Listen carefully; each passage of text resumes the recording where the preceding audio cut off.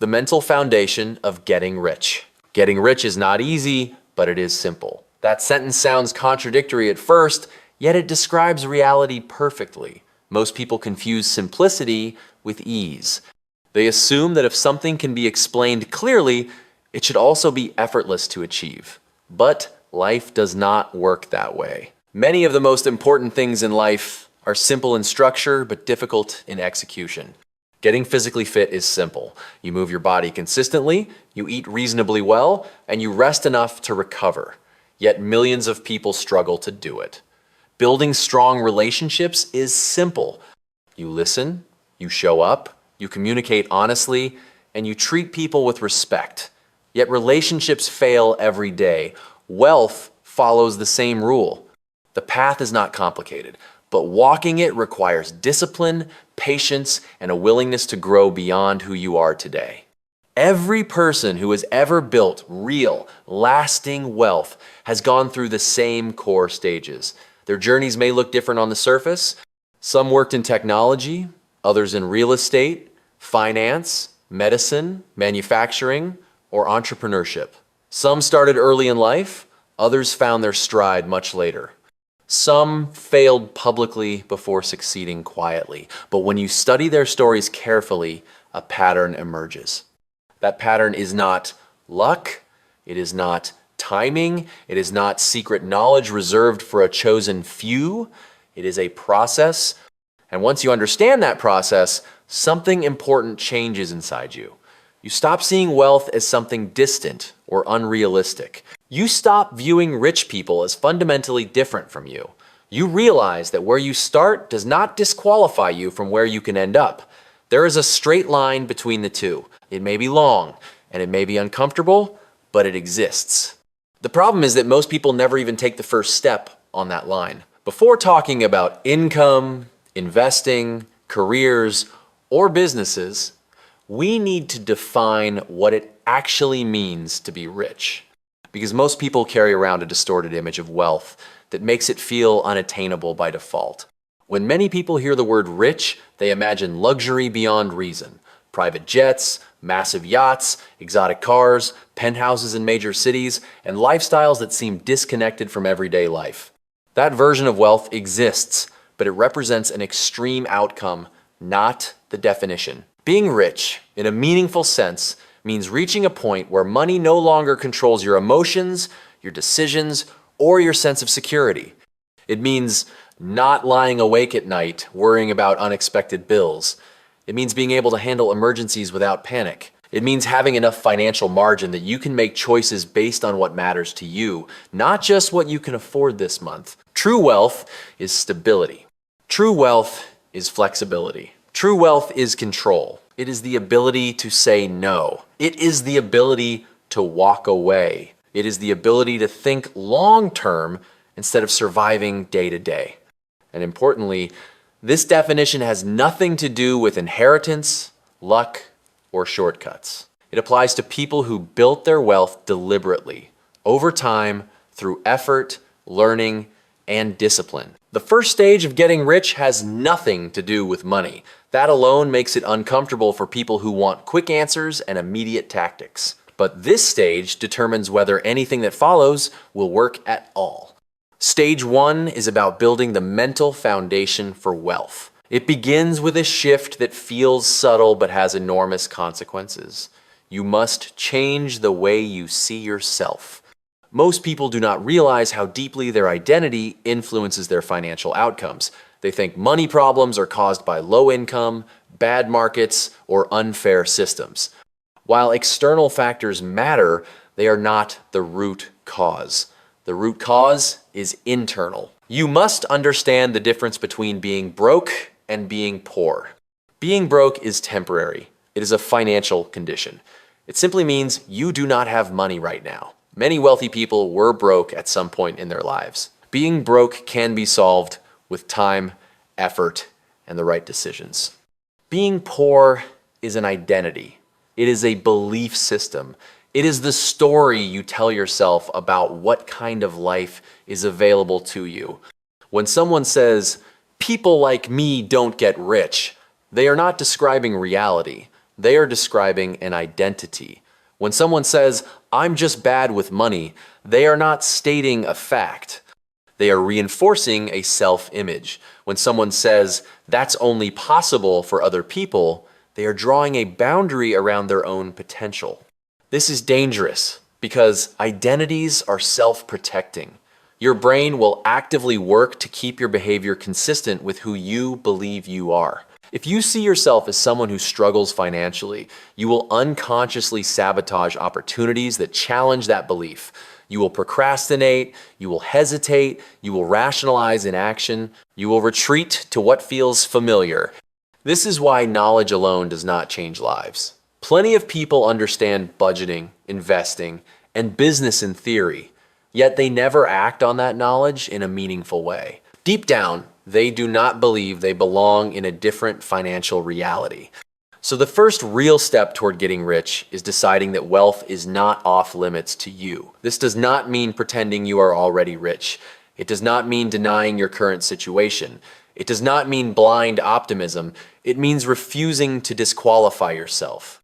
You decide that wealth is something that can be built. You decide that skills can be learned. You decide that your past does not define your ceiling. This decision changes how you interpret everything that follows. Opportunities stop looking intimidating and start looking challenging. Failure stops looking like proof of inadequacy and starts looking like feedback. Effort stops feeling pointless and starts feeling directional. Once that identity begins to shift, the next step in stage one is redefining your relationship with money. Most people grow up with a simple financial script. You work hard, you get paid, and you spend your money on necessities and pleasures. Money is treated as a reward for effort. When you work more, you earn more. When you earn more, you spend more. This model explains survival, but it does not explain wealth. People who build wealth see money differently. To them, money is not just something to consume. It is a resource, a tool, a form of stored effort that can be used to create leverage in the future. They still enjoy life, they still buy things, they still spend, but they always think beyond the immediate moment. They ask what this money can do for them long term. Can it reduce risk? Can it buy time? Can it open doors? Can it create options? When money is only a reward, it disappears. When money is a tool, it multiplies. This shift does not require more income. It requires awareness. It requires intention. It requires learning to pause before spending and asking whether money is being consumed or deployed. The final step of stage one is taking control of your environment. This is the most underestimated factor in wealth building, yet it is one of the most powerful. Your environment shapes your behavior far more than your motivation ever will. You can have strong goals and good intentions, but if your surroundings constantly pull you back into old habits, progress becomes exhausting. Chaos creates friction. Distraction drains focus. Negativity reinforces limitation. If your days are unstructured, discipline becomes a daily battle. If your workspace is cluttered, focus becomes harder. If the people closest to you dismiss your goals or mock your ambition, self-doubt grows quietly in the background. Wealth does not grow in chaotic soil. Taking control of your environment does not mean isolating yourself from the world. It means aligning your surroundings with the future you are trying to build. It means creating routines that reduce decision fatigue. It means removing unnecessary distractions. It means choosing influences that expand your thinking instead of shrinking it. Sometimes this requires difficult choices, letting go of relationships that anchor you to old patterns, reducing time spent on habits that consume energy without giving anything back, creating structure where there was none before. Your environment should make discipline easier, not harder. The most powerful part about stage one is that it does not require money. You can begin immediately. You do not need permission. You do not need perfect circumstances. You make a decision. You change how you see yourself. You redefine what money means to you. You reshape your environment. Once these foundations are in place, something important happens. The effort you put in next starts to compound instead of leaking away. Your actions become consistent, your learning becomes cumulative. Your progress becomes visible. And that is when you are finally ready for the stage where wealth is actually built. That stage is not glamorous. It is not fast, and it is where most people quit. But it is also where everything changes. Got it. I'll do this asterisk asterisk correctly and cleanly. Asterisk asterisk. Doing the work that actually creates wealth. Section 1. Why most people fail at this stage. Stage 2 is where wealth is actually built. It is also where most people give up. Not because the steps are complicated, but because the reality of the work does not match the fantasy they were sold. People love the idea of being rich. They love the outcome. They love the symbols. They love the imagined freedom. But very few people are willing to commit to the long, quiet stretch of effort that happens before any of that becomes visible. This stage is where the difference between simple and easy becomes painfully clear. The work required to build wealth is not mysterious. There are no hidden formulas here, no secret doors, no exclusive knowledge locked behind status or privilege. The problem is not that people do not know what to do. The problem is that they underestimate how long they need to do it. When people fail at stage 2, it is rarely because they chose the wrong strategy. It is because they quit too early, change direction too often, or never fully commit to one path long enough for it to compound. This stage requires something most people are deeply uncomfortable with: patience combined with urgency. That sounds contradictory, but it is not. Patience does not mean moving slowly. Urgency does not mean rushing blindly. Patience means understanding that meaningful results take time. Urgency means showing up every day as if today matters. Most people get this backwards. They are patient in the short term and impatient in the long term. They drift through their days with no intensity, then panic when nothing changes after a year. Wealth requires the opposite mindset. You must move with urgency day to day, but think in years and decades. This is where social media has done tremendous damage. People see overnight success stories that skip the years of obscurity, failure, and learning that came before. They assume they are doing something wrong if progress is slow. They confuse silence with stagnation. But silence is where wealth is built. Stage 2 begins with choosing the right path. This decision matters more than most people realize, because not all paths lead to leverage. Hard work alone does not create wealth. There are millions of people working incredibly hard who never escape financial stress. The difference is not effort. It is where that effort is applied. You need a path with asymmetry. That means a path where the effort you put in can eventually produce disproportionately large results. If your income is directly tied to the number of hours you work, your earning potential will always be capped. There are only so many hours in a day.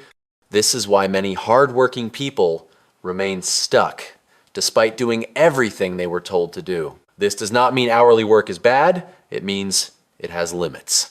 Paths that lead to wealth usually fall into a few categories: high-income careers with advancement and leverage, entrepreneurship and business ownership, specialized skills that scale through systems, teams, or technology, or a combination of these. What matters is not prestige. What matters is leverage. Leverage means your effort continues to produce value even when you are not actively working. It means systems, processes, reputation, capital, or intellectual property are working alongside you. Choosing a path does not require certainty. It requires commitment. Most people waste years trying to find the perfect option. They compare endlessly, they wait for clarity, they want guarantees. There are no guarantees. Every viable path requires effort, learning, and discomfort. The real mistake is not choosing wrong. The real mistake is never choosing at all. Once you choose a path, the next requirement is mastery. Not surface level competence, not basic proficiency, real skill. This is where many people lose interest, because mastery is boring before it is rewarding. Becoming truly good at something takes time. It requires repetition. It requires feedback. It requires failure. It requires humility. You must be willing to look foolish while learning. You must be willing to struggle quietly while others appear to move ahead. There is no shortcut around this phase. People who build wealth reach a point where their skills make them impossible to ignore. Opportunities come to them not because they asked, but because their value is obvious. This is not about talent. Talent helps, but it is not required. Discipline beats talent over long periods of time. Consistency beats intensity. Showing up beats motivation. Most people underestimate how powerful sustained effort is because they have never experienced it long enough to see the results. Poor and middle-class workers are usually paid for effort. They are paid to show up, they are paid for time spent. Wealthy individuals are paid for outcomes. This distinction changes everything. Effort is replaceable. Outcomes are valuable. If your work can be easily swapped for someone else's, your leverage is low. If your work produces results that are difficult to replicate, your leverage increases. Outcomes scale. Effort does not. This is why stage 2 is about becoming valuable, not just busy. Activity without direction leads to burnout, not wealth. You must constantly ask yourself a simple question. Does this work create results, or does it just consume time? As you progress, you will notice something uncomfortable. The more valuable you become, the more responsibility you carry. Higher level work involves decisions, risk, and accountability. Many people unconsciously avoid this because being responsible feels heavy. But responsibility is the price of leverage. You cannot outsource accountability and expect to build wealth. Another critical requirement of stage 2 is adaptability.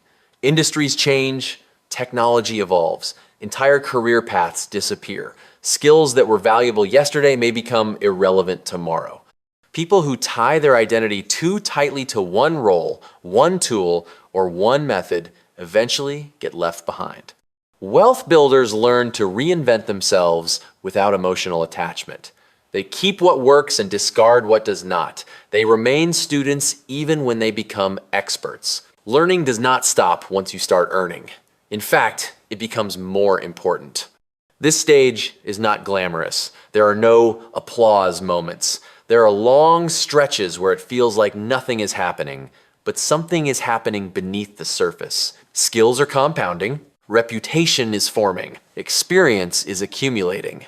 This is the invisible phase, and it is where most people quit because they mistake invisibility for failure. But invisibility is often a sign that you are still early, not that you are wrong.